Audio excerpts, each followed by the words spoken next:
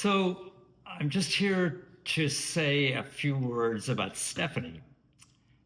Stephanie Silver was a beautiful woman in so many different ways. She was beautiful in looks, beautiful in the heart, beautiful in the soul, and she was a beautiful writer.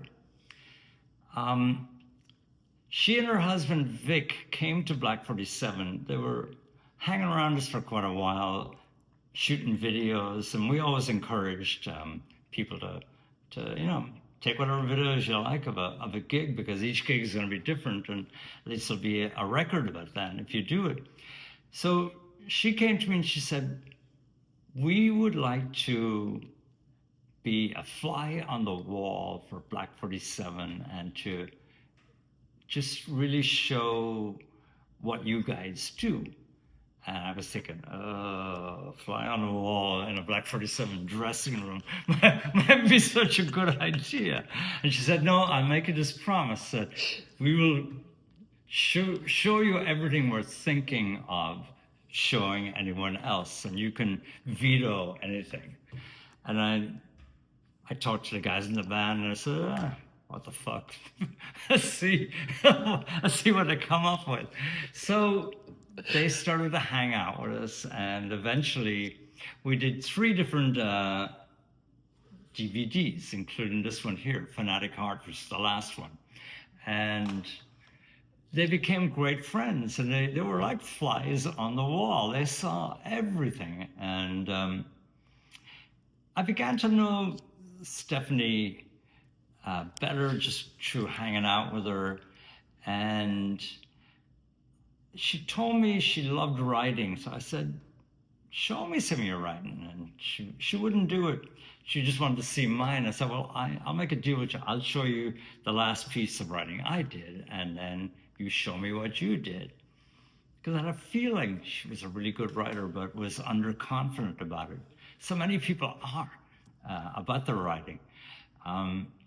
So she gave me a piece of her writing, and she was like shivering almost, giving it to me, and it was great. I really liked it. It had a taste of Edith Wharton about it, and I was thinking, I told her that, and she said, oh my God, she's one of my favorite writers. And I said, well, it's showing. And I said, why don't you write something like Edith Wharton and bring it up to date? You know, you could write a new form of the Age of Innocence, yep, or something like that.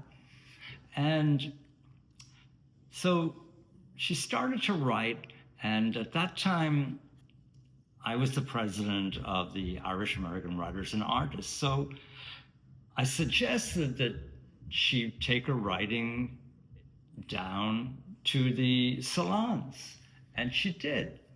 And, you know, it's a great place for writers, the IAWA salons. And she began to make real progress in there because everybody was so supportive, and she felt a part of it.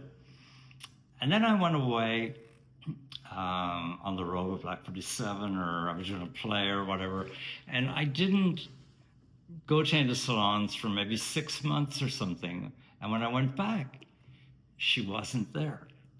And so I got in touch with her, and I said, you know, what's going on? You know, and she said, well, I don't know, you know, I feel kind of weird going in. I said, but you were doing so well with it. And she said, yeah, you know, and I'm still doing well with it, but I'm just finding that I'm not totally on it. I'm okay with the reading, but I can't do setups or anything.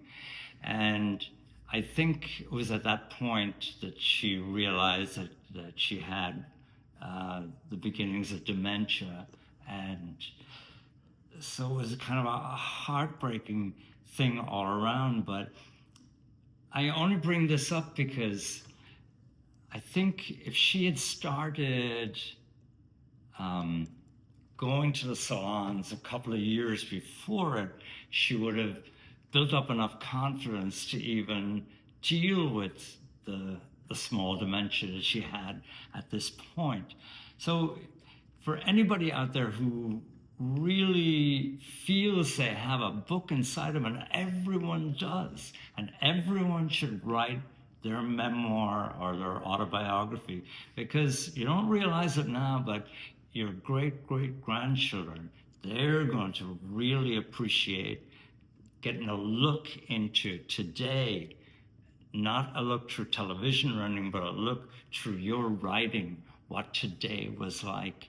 So I always think of Stephanie in that way, that there was a beautiful writer, and I just wish that she'd had the confidence earlier on to pursue it.